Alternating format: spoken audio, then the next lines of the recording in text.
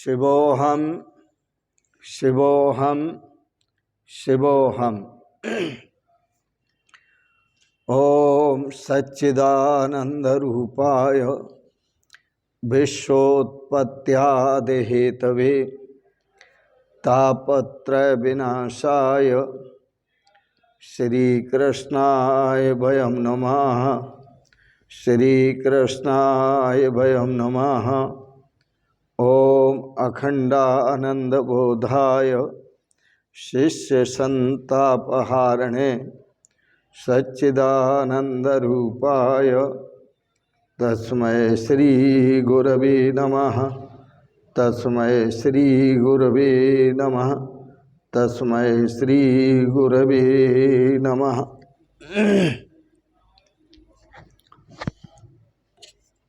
पूर्व प्रसंग में आप श्रवण कर रहे थे भगवान शिव ने देवों को समझाया और समझाते हुए कहा कि देवों, कभी भी यह अभिमान मत करो कि हम संयमी हैं।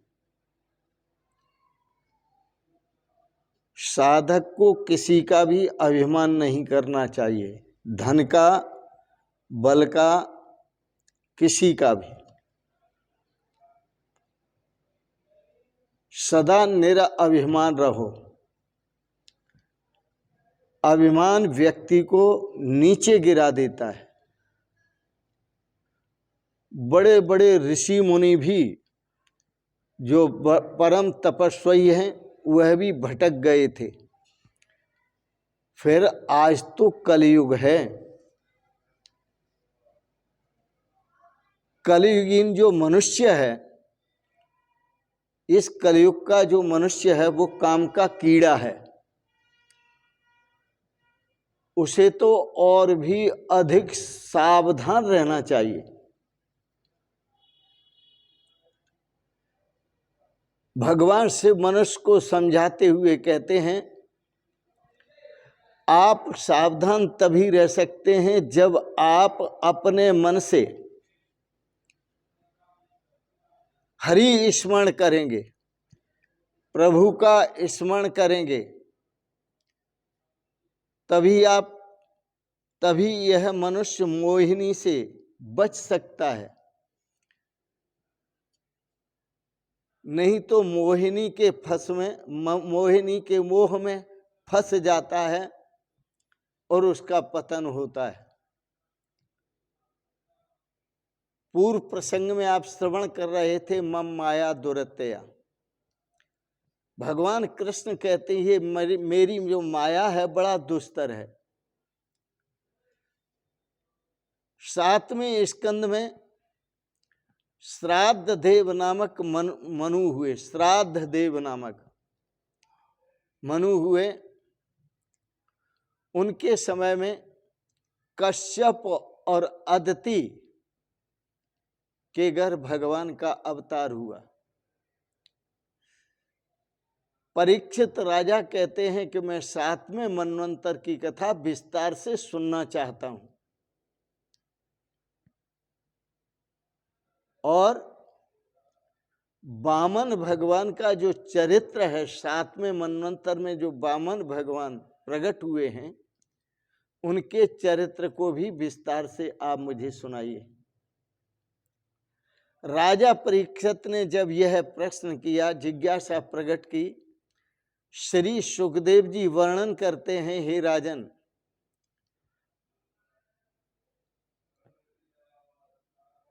देवों के साथ हुए संग्राम में पराजित हुए जो दैत्य हैं, राक्षस हैं, वो सभी अपने गुरु शुक्राचार्य की शरण में चले गए। और जब सभी शुक्राचार्य की शरण में जाते हैं तो शुक्राचार्य का आश्रय लेने से, अब यहां पर आप विचार करेंगे कि शुक्राचार्य कहते किसे हैं। वैसे तो लोक भाषा में कथा आत्मक भाव में शुक्राचार्य को दैत्यों का गुरु माना जाता है और बृहस्पति को देवों का गुरु माना जाता है। देवों के गुरु बृहस्पति हैं और दैत्यों के गुरु शुक्राचार्य हैं। दैत्य हारे हुए जो दैत्य थे उन्होंने शुक्राचार्य की, हारे हुए दैत्यों ने शुक्राचार्य की शरण ली, आश्रय लिया। शुक्राचार्य की कृपा से दैत्य बलवान होने लगे।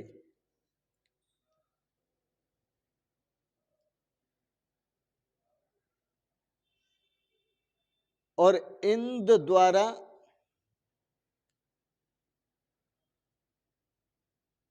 उधर दैत्यों का बल बढ़ रहा है शुक्राचार्य की सेवा से, और इधर इंद्र द्वारा पराजित किए गए बलि राजा संतों की सेवा करके बलवान हो रहे हैं। जो बलि राजा थे वो संतों की सेवा करके बलवान हो रहे हैं और दैत्य शुक्राचार्य का आश्रय लेकर वो बलवान हो रहे हैं। तो यहां शुक्राचार्य का अर्थ है, शुक्र कहते हैं वीर्य को, तो शुक्राचार्य का अर्थ है वीर की रक्षा करना, ब्रह्मचर्य की रक्षा करना। क्योंकि जब ब्रह्मचर्य की रक्षा होती है तो बल बढ़ता है, ब्रह्मचर्य की रक्षा से ही बल बढ़ता है, और ब्रह्मचर्य जब नष्ट होता है तो व्यक्ति बलहीन होता है।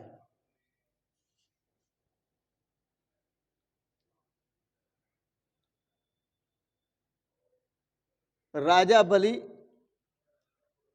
संत सेवा से बलवान हो रहे हैं। शुक्राचार्य ने कहा कि आप 100 यज्ञ करें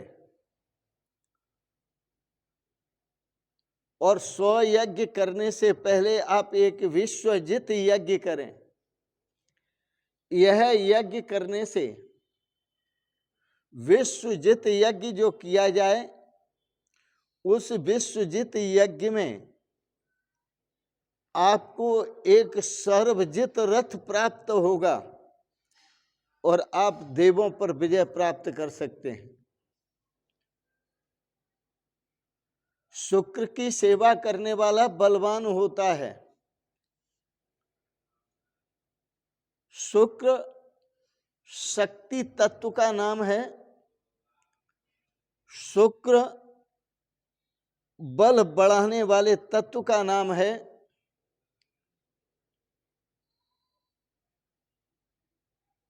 और कहा जब आप शुक्र की सेवा करेंगे, ब्रह्मचर्य की रक्षा करेंगे तो बलवान होंगे।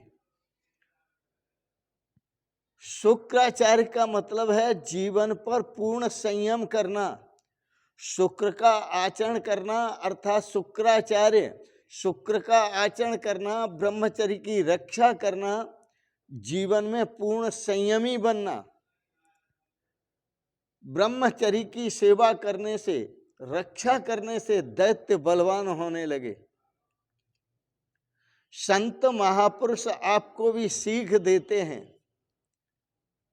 ब्रह्मचर्य की बिन रक्षा के रोगी नर कहलाता, जिंदा उसे कहो मत वीरो, जीते जी मर जाता।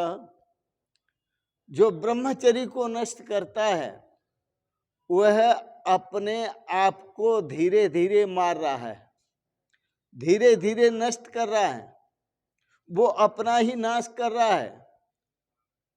इसलिए संत महापुरुष सावधान करते हैं, ब्रह्मचर्य की बिन रक्षा के रोगी नर कहलाता, जिंदा उसे कहो मत पीरो, जीते जी मर जाता।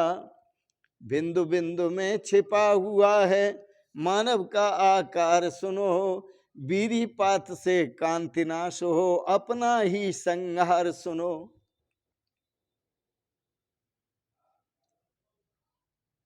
ब्रह्मचरी की रक्षा कर लो, यह एक दवा अनूठी, मुर्दे से जिंदा कर देती यही सजीवन बूटी।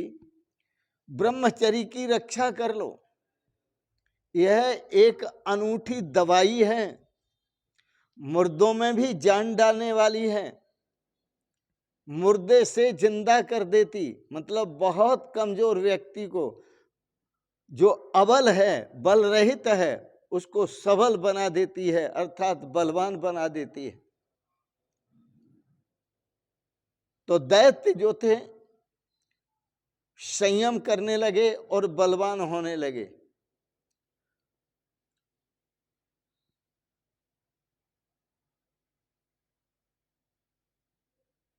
यज्ञ करने के लिए राजा बलि को कहा कि तुम यज्ञ करो, और 100 यज्ञ के लिए कहा, और कहा इसमें तुम्हें, जब तुम यह यज्ञ करोगे तो इस यज्ञ में, विश्वजित यज्ञ में, आपको सर्वजित रथ मिलेगा, जो आप सब पर विजय प्राप्त कर सकते हैं।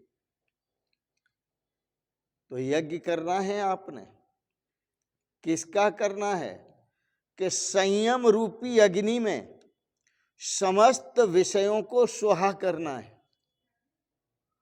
संयम रूपी अग्नि में काम को, क्रोध को, लोभ को, मोह को, अहंकार को, मद को, मत्सर को, ईर्ष्या को, द्वेष को, राग को, सबको स्वाहा करना है, तब आप बलवान होंगे।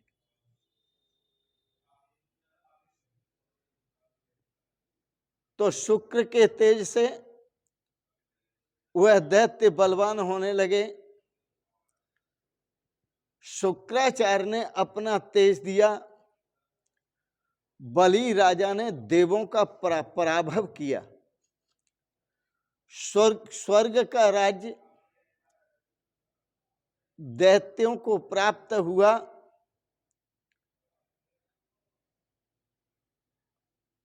और बलि राजा को इंद्रासन पर बिठाया गया।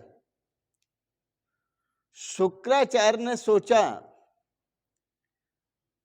कि 100 अश्वमेध यज्ञ किए जाएं,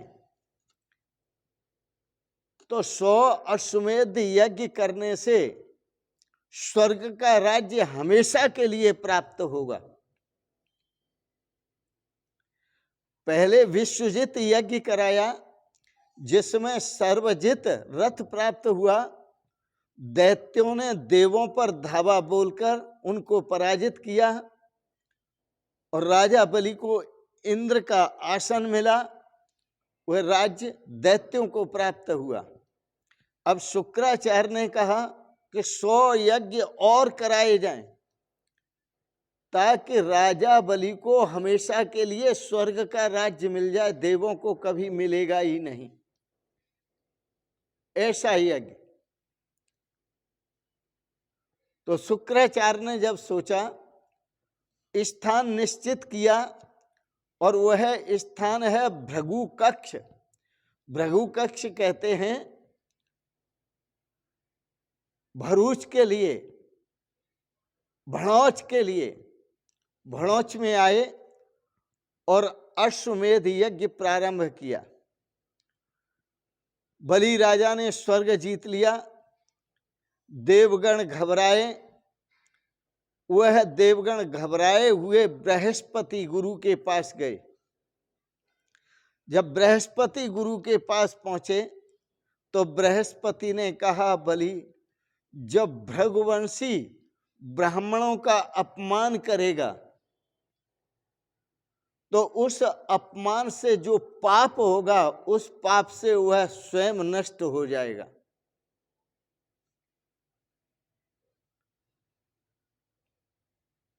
इस कथानक से एक भाव और मिलता है भगवान ये कह रहे हैं, न तो मैं किसी की रक्षा करता हूं और न मैं किसी का संहार करता हूं। दैत्यों का जो पाप है वो दैत्यों का नाश करता है, देवों का जो पुण्य है वो देवों की रक्षा करता है। इसका अर्थ है देव हो चाहे दैत्य हो, सब पाप और पुण्य से बंधे हुए हैं। तो जब दैत्य पाप करते हैं तो उनका पाप उन्हें डुबा देता है, और जब पुण्य करते हैं तो पुण्य उनकी रक्षा करता है। यही बात देवों के प्रति समझनी चाहिए कि देव भी जब अपने अहंकार में आकर पाप करते हैं तब उनका पाप उनको पराजय दिलाता है, और जब पुण्य करते हैं तो उनका पुण्य ही उन्हें विजय दिलाता है। इसका अर्थ एक ही हुआ। भगवान ये कह रहे हैं कि मैं वस्तुतः किसी को न मारता हूं न बचाता हूं। बड़ा सुंदर महापुरुषों ने कहा है, रामन काई मारता, किसी को नहीं मारते राम। नहीं हत्यारा राम, रामन काई मारता, किसी को भी राम किसी को नहीं मारता। राम किसी को नहीं मारते, नहीं हत्यारे राम, अपने आप मर जाते हैं कर कर खोटे काम। जितने भी संसार में लोग मरते हैं वो अपने आप मरते हैं, अपने खोटे कामों के कारण मरते हैं। यह ब्लेम किसी और पर चला जाता है। दैत्यों का जब संहार होता है तो ब्लेम लगता है देवों को, देवों ने संहार किया दैत्यों का। और जब देवों का संहार होता है तो दैत्यों पर ब्लेम लगता है। लेकिन दैत्य जब मरते हैं, पराजित होते हैं तो अपने पाप के कारण। देव जब पराजित होते हैं, मरते हैं तो अपने पाप के कारण। इस कथानक का यही रहस्य है। इसलिए बलि राजा को स्वर्ग मिला। देवगण घबरा करके बृहस्पति गुरु के शरण में गए, गुरु की शरण में गए, और भृगु कक्ष भणोच में अश्वमेध यज्ञ का आयोजन किया गया।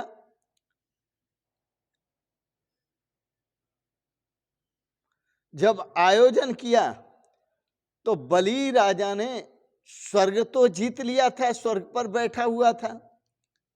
वह बलि राजा घबराया।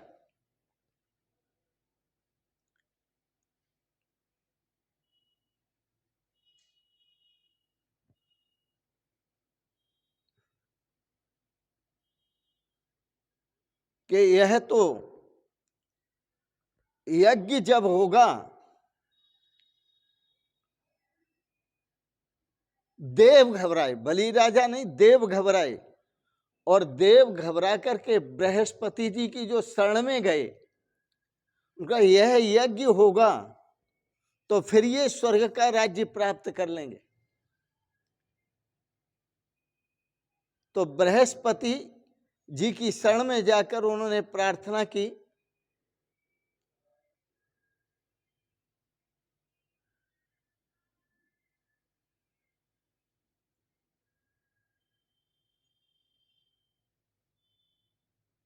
यहां थोड़ा सा भाव, राज्य पर बलि राजा बैठा है, देवगण बृहस्पति जी की शरण में गए अपने राज्य को पुनः प्राप्त करने के लिए। और बलि राजा भृगु कक्ष में यज्ञ करते हैं हमेशा के लिए स्वर्ग का राज्य प्राप्त करने के लिए। बृहस्पति भगवान देवों को सुंदर उपदेश देते हैं। और सुंदर उपदेश देते हुए कहते हैं, देखो संयम एक बहुत बड़ी चीज है। यदि दैत्य बलवान हुए, उन्होंने तुम्हारा राज्य दोबारा प्राप्त किया, तो वो संयम से प्राप्त किया, ब्रह्मचर्य की रक्षा से। आप पुनः संयम करो, क्योंकि ब्रह्मचर्य की रक्षा करने से दैत्य बहुत बलवान हो गए हैं, उन पर विजय प्राप्त करना इतना आसान नहीं है। बृहस्पति भगवान उन देवों को उपदेश देने लगे ज्ञान का। यह उपदेश समस्त भव से छुड़ाने वाला, यह उपदेश दैत्यों से राज्य की मुक्ति कराने वाला, दैत्यों से जीवन को मुक्ति प्रदान करने वाला उपदेश था, जिसके लिए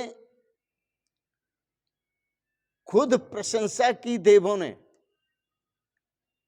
और कहा, बृहस्पति गुरु के उपदेश को पाकर भव से हमें छुड़ाने वाला ज्ञान निराला सतगुरु का, भव से हमें छुड़ाने वाला ज्ञान निराला सतगुरु का। गुरुदेव का जो ज्ञान है वह निराला है और यह भव से हमें छुड़ाने वाला है। नारद का किस किस को भव से छुड़ाया? नारद मुनि का शोक हटाया, भूमा ही सुख रूप दिखाया। नारद मुनि का शोक हटाया, भूमा ही सुख रूप लखाया। शांति सुधा बरसाने वाला ज्ञान निराला सतगुरु का, शांति सुधा बरसाने वाला ज्ञान निराला सतगुरु का। भव से हमें छुड़ाने वाला ज्ञान निराला सतगुरु का, भव से हमें छुड़ाने वाला ज्ञान निराला सतगुरु का। दशरथ का भ्रम दूर किया था, दशरथ का भ्रम दूर किया था। भेद भक्ति को चूर किया था, भेद भक्ति को चूर किया था। तत्क्षण मुक्ति दिलाने वाला ज्ञान निराला सतगुरु का, तत्क्षण मुक्ति दिलाने वाला ज्ञान निराला सतगुरु का। भव से हमें छुड़ाने वाला ज्ञान निराला सतगुरु का। तारा का दुख द्वंद मिटाया, तारा का दुख दूर किया था। आत्म अजर अमर दर्शाया, तारा का दुख द्वंद मिटाया। आत्म अजर अमर दर्शाया, रोते हुए हंसाने वाला ज्ञान निराला सतगुरु का, रोते हुए हंसाने वाला ज्ञान निराला सतगुरु का। भव से हमें छुड़ाने वाला ज्ञान निराला सतगुरु का। कुंती सुत का मोहन साया, कुंती सुत का मोहन साया। कायरता को दूर भगाया, कायरता को दूर भगाया। रूप विराट दिखाने वाला ज्ञान निराला सतगुरु का, रूप विराट दिखाने वाला ज्ञान निराला सतगुरु का। भव से हमें छुड़ाने वाला ज्ञान निराला सतगुरु का। गुरु गोविंद के राज दुलारे, गुरु गोविंद के राज दुलारे। भीत चुने पर भीत चुने पर धर्म न हारे। गुरु गोविंद के, पंजाब के संत हुए गुरु गोविंद सिंह जी महाराज। गुरु गोविंद के राज दुलारे, भीत चुने पर हार, भीत चुने पर धर्म न हारे। भीत चुने दीवाल में चुन दिए गए पर उन्होंने धर्म नहीं छोड़ा। भीत चुने पर धर्म न हारे, निर्मल हृदय बनाने वाला, ज्ञान निराला सतगुर का। निर्मल हृदय बनाने वाला, ज्ञान निराला सतगुर का। भव से हमें छुड़ाने वाला, ज्ञान निराला सतगुर का। सूली पर मंसूर पुकारा, सूली पर मंसूर पुकारा, अनल हक विज्ञान हमारा। अहम ब्रह्मास्मि, मैं ब्रह्म हूँ, यही मेरा श्रेष्ठ ज्ञान है। सूली पर मंसूर पुकारा, अनल हक विज्ञान हमारा। अनुपम शक्ति बढ़ाने वाला, ज्ञान निराला सतगुर का। अनुपम शक्ति बढ़ाने वाला, ज्ञान निराला सतगुर का। भव से हमें छुड़ाने वाला, ज्ञान निराला सतगुर का। भव से हमें छुड़ाने वाला, ज्ञान निराला सतगुर का। मैं किसी राजनीति पक्ष की बात नहीं कहता, लेकिन वर्तमान में योगी जी पर बहुत आक्षेप जा रहे हैं कि योगी जी ठीक नहीं कर रहे हैं। लेकिन यह बुद्धि राजनीतिज्ञ पुरुषों की है। यदि धर्मज्ञ पुरुषों से पूछा जाए तो योगी जी 100% नहीं 101% ठीक कर रहे हैं। बदनाम योगी जी हो रहे हैं, पापी अपने पापों से धराशायी हो रहे हैं। यह पाप जब पुंज धारण करता है, ढेर का ढेर हो जाता है, तो वह पापियों का नाश कराता है। साधु जीवन जो होता है वो कभी अन्याय नहीं करता। साधु जीवन कभी निरीह बेगुनाह पुरुषों को कभी दंड नहीं देने की नीति रखता। साधु पुरुषों का जीवन जो है, जो दंडनीय है उसे दंड दिया जाना चाहिए, और रक्षणीय है उसकी रक्षा होनी चाहिए। ये साधु का सिद्धांत है। साधु ये भी मानता है कि जो मारे जाते हैं वो अपने पाप के कारण मारे जाते हैं। पाप का घड़ा एक दिन भरता है, वह फूटता जरूर है। तो पाप और पुण्य की लड़ाई है। यहाँ साधु की कोई लड़ाई नहीं है, साधु का कोई झगड़ा नहीं है। यह पाप और पुण्य का झगड़ा है। तो आज के प्रसंग में आप इतना ही समझें कि दैत्य और देवों का जो झगड़ा है वो पाप और पुण्य का झगड़ा है। जब दैत्यों का पाप बढ़ता है तो वह दैत्य मारे जाते हैं और देवों को राज्य मिलता है। जब देवों का पाप बढ़ता है तो देव मारे जाते हैं, पराजित होते हैं, और दैत्यों को राज्य मिलता है। तो ये पाप और पुण्य की जय और पराजय है। यह पाप और पुण्य का ही यश और अपयश है। यह पाप और पुण्य का ही लाभ हानि की कहानी है। वस्तुतः देखा जाए तो यहाँ पर किसी का दोष नहीं है। मैं तो इतना ही कहूँगा, यहाँ सभी निर्दोष हैं। यदि उनको कोई मार रहा है तो उनका पाप मार रहा है, यदि किसी को कोई बचा रहा है तो उसका पुण्य बचा रहा है। इन शब्दों के साथ ही वाणी को विराम दूंगा। आज के प्रसंगत आपने बड़े प्रेम और श्रद्धा से यह सप्तम मनवंतर की कथा का श्रवण किया, इसके लिए बहुत बहुत अनुग्रहित हैं। आपको बहुत बहुत शुभकामनाएं। भगवान आपको सपरिवार सदा स्वस्थ और सुखी रखें। आपका मन पुण्य आत्मक कर्मों में लगा रहे, आपका जीवन धर्म आचरण करता रहे, आप अपने श्रेय को प्राप्त करें, कल्याण को प्राप्त करें। इन शब्दों के साथ ही आपको बहुत बहुत शुभकामनाएं, बहुत बहुत आशीर्वाद और बहुत बहुत प्रणाम। शिवोहम शिवोहम शिवोहम। ओम।